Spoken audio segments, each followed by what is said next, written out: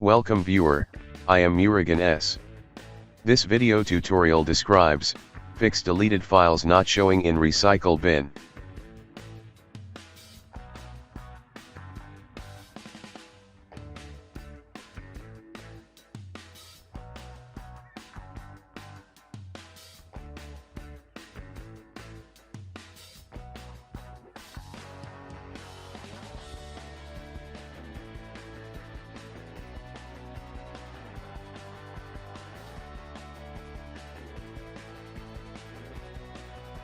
Right-click Recycle Bin, click Properties.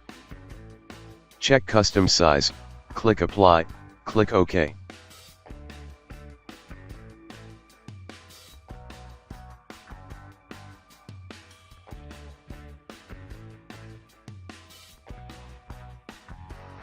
I hope this video tutorial helps to you.